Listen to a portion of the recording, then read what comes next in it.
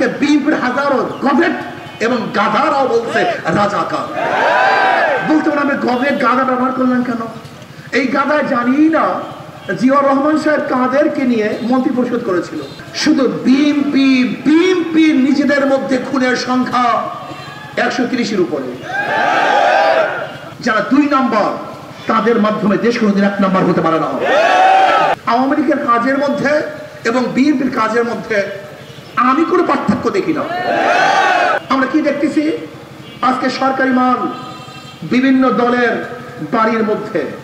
আমরা কি দেখেছি আজকে আওয়ামী লীগের উপরে যে ইলজামগুলি আমরা দিতাম যে আওয়ামী লীগ জুলুম করে, অত্যাচার করে, অবিচার করে, বাক রুদ্ধ করে, কণ্ঠ নারীকে চেপে ধরে, আজকে দেখেছি সেই একই কাজ বিএনপি আওয়ামী লীগের সেই কাজগুলি হুবাহু জারি করছে।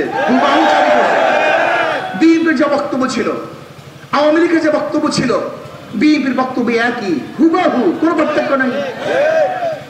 আওয়ামী লীগ কি বলতো? মৌলবাদী। এখন দেখতেছি বিএনপির হাজারো বক্তব্যের মধ্যে মৌলবাদী। আওয়ামী লীগ কি বলতো? পাকিস্তানপন্থী। বিএনপির জাহেল মূর্খরা বলতেছে পাকিস্তানপন্থী। আওয়ামী লীগ কি বলতো? রাজাকার। আজকে বিএনপির হাজারো গভর্নমেন্ট এবং গাধারাও বলছে রাজাকার। বলতে পারে আমি গভর্নমেন্ট গাধা ব্যবহার করলেন কেন? এই গাধায় জানি না জিয়াউর রহমান সাহেব কাদেরকে নিয়ে মন্ত্রী পরিষদ করেছিল। এই গাধা জানি না, এই মূর্খ জানি না জিয়াউর রহমান কার সাথে রাজনীতি করেছিল, কাদেরকে রাজনীতির জায়গা দিয়েছিল, শাহ আজিজ কে ছিল, এই গাধারা জানি না। হুবাহু আওয়ামী লীগ যে কথাগুলি বলতো, যে বক্তব্য দিত, দাড়ি এবং টুপিওয়ালাদেরকে যে কটূক্তি করত, মোল্লা মৌলবী, আজকে বিএনপিও একই বক্তব্য দিচ্ছে।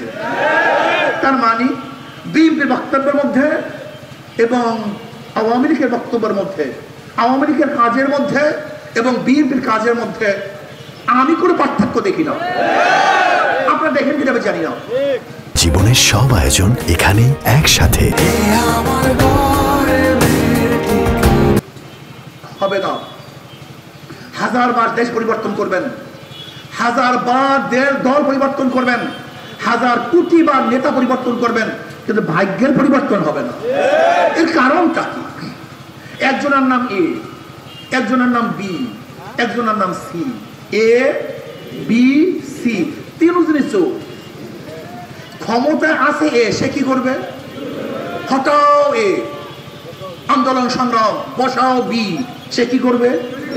হটাও বি, বসাও সি, সে কি করবে? কারণটা কি? নেতার পরিবর্তন হয়েছে, নীতি আদর্শে পরিবর্তন হয়নি।